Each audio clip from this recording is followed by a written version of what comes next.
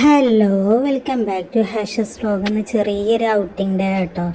Sunday ആയിരുന്നു. അപ്പോൾ കുട്ടീനെ കൊണ്ട് ഞങ്ങൾ തൊട്ടടുത്തുള്ള മേലാറ്റൂർ ജാംജൂമിൻ്റെ അവിടെ പേര് കുറച്ച് 1-2 വർഷമായിട്ടൊരു പാർക്ക് വന്നിട്ടുണ്ട്. അത് ചെറിയൊരു പാർക്ക്. അപ്പോൾ അവിടേക്ക് പോയതാണ്. ഏകദേശം ഒരു 4 മണി സമയത്താട്ടോ ഞങ്ങൾ പോയിട്ടുണ്ടായിരുന്നത്. പോയ സമയത്ത് നല്ല വെയിലായിരുന്നു കേട്ടോ. അപ്പോൾ തുറന്നിട്ടേ ഉണ്ടായിരുന്നുള്ളൂ, അധികം ആരും ഉണ്ടായിരുന്നില്ല. ഞങ്ങൾ കുറച്ച് പേരേ ഉണ്ടായിരുന്നുള്ളൂ. അതുകൊണ്ട് തന്നെ ഞങ്ങൾ മാക്സിമം കുട്ടികളെ എൻജോയ് ചെയ്തു കേട്ടോ. രാത്രി ഒരു 7-8 മണിക്കാട്ടോ ഞങ്ങൾ അവിടുന്ന് തിരിച്ചു പോന്നിട്ടുണ്ടായിരുന്നത്. അതാ എൻ്റെ ഫ്രണ്ടും അവളുടെ ഫാമിലിയൊക്കെ ഉണ്ടായിരുന്നു കേട്ടോ. അവരൊക്കെ അവിടെ ഊഞ്ഞാലാടുന്നൊക്കെ ഉണ്ടായിരുന്നു.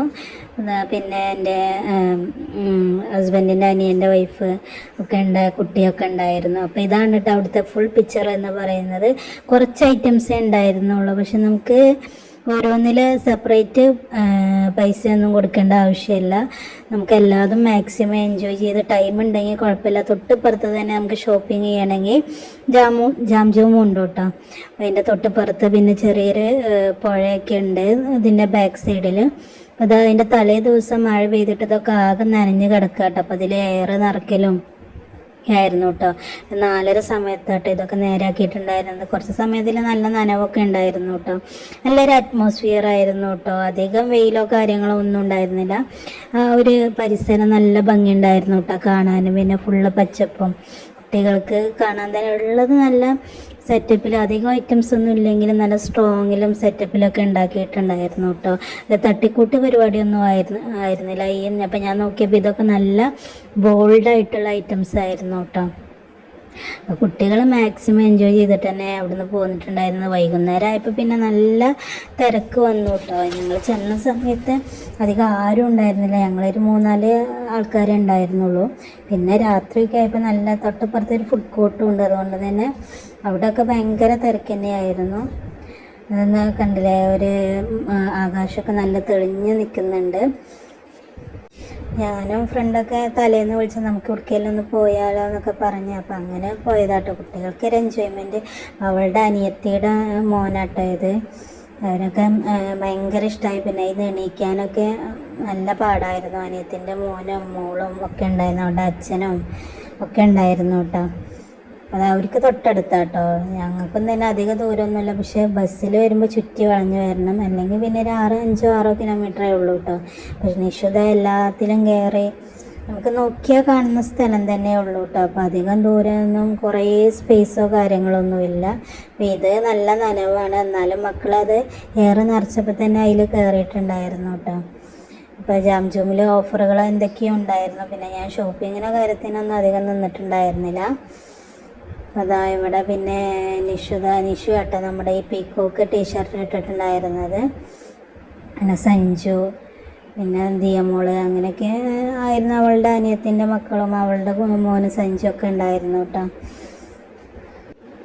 നമുക്കവിടെ ചെന്നാൽ മാക്സിമം എൻജോയ് ചെയ്യുക കുട്ടികൾക്ക് കേട്ടോ. കുട്ടികൾക്ക് 100 രൂപയും പിന്നെ വലിയവർക്ക് 20 രൂപയാണ് ചാർജ് വരുന്നത്. അപ്പോൾ ആ ഒരു 100 രൂപയിൽ എല്ലാ ഐറ്റംസിനും നമുക്ക് കയറാം. എത്ര സമയം വേണമെങ്കിലും സ്പെൻഡ് ചെയ്യുക. 4 to 10 ആട്ടോ സമയം വരുന്നത്. ഇത്ര നേരം നമുക്ക് വേണമെങ്കിൽ അവിടെ സ്പെൻഡ് ചെയ്ത് പോരാട്ടോ.